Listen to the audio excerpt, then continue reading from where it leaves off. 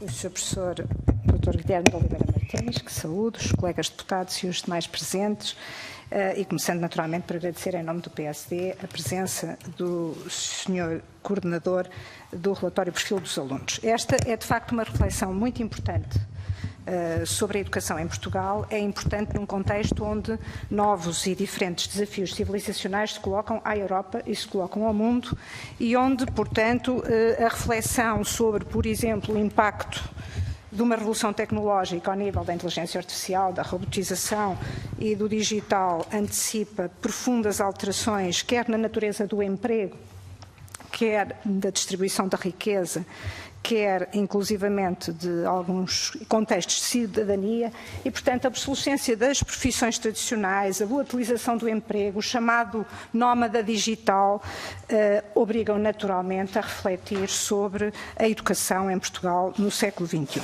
Estas preocupações não são novas, como o Sr. Professor teve a oportunidade de referir. Existe uma reflexão internacional desde 98, pelo menos com o relatório de Delors, onde os 4 pilares aprender a conhecer, a fazer, a conviver e a ser, que o Sr. refere no preâmbulo, estão lá, em 98.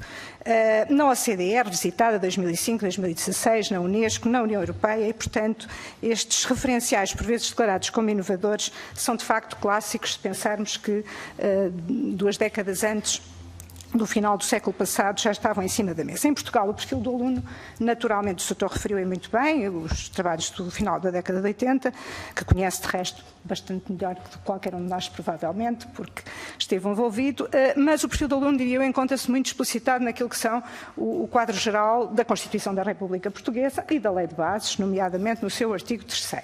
E, portanto, o relatório não é propriamente inovador, como disse, ou pelo menos como eu,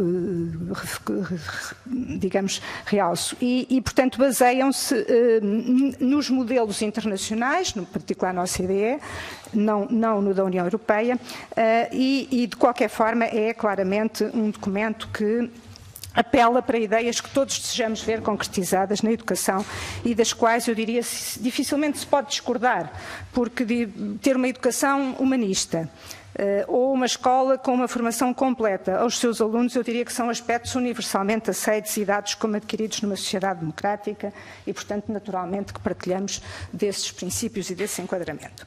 Existem, todavia, críticas em muitos dos contributos já submetidos que partilhamos. Eu diria 3 tipos de críticas. A primeira, relativamente à linguagem, é um documento tendencialmente retórico e, em algumas situações, ao misturar discursos de origem operativas, como os da OCDE, com discursos ideológicos, falta de clareza. É isto que, pelo menos, a Sociedade Portuguesa de Matemática refere, é repetitivo, desconexo e incoerente, a professora Helena Damião, enfim. Mas eu diria, do ponto de vista da linguagem, parece importante clarificar conceitos. Por exemplo, o que é um perfil de base humanista?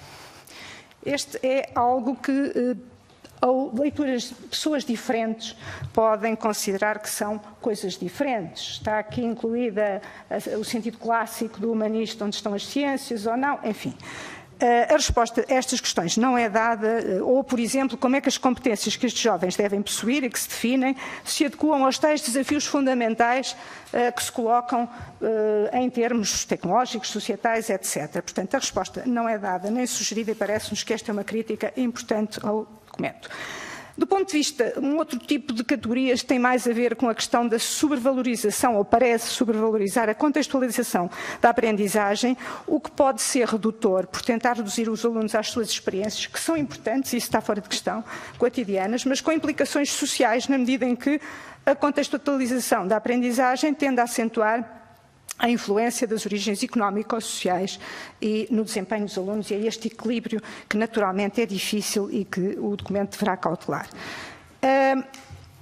O perfil do aluno, dizem alguns, não valoriza o conhecimento, conselhos gerais que escreveram e que referem, em particular, a questão da matemática e das ciências. Bom, eu diria que, em termos políticos, aquilo que me parece, ou que nos parece mais importante é que, por um lado, o documento transcreve, em algumas partes, traduz o documento da OCDE e, portanto, basicamente, a OCDE legitima, digamos assim, esta proposta, naturalmente, e com a qual não podemos deixar de estar de acordo com os princípios, deixa deixa cair competências que estão previstas na recomendação da União Europeia, portanto, a recomendação do Parlamento e do Conselho, aí surgem, por exemplo, que são 8 as áreas definidas, surge, por exemplo, competências matemáticas em ciência e tecnologia, e aqui não está, portanto, aqui penso que não se aproxima.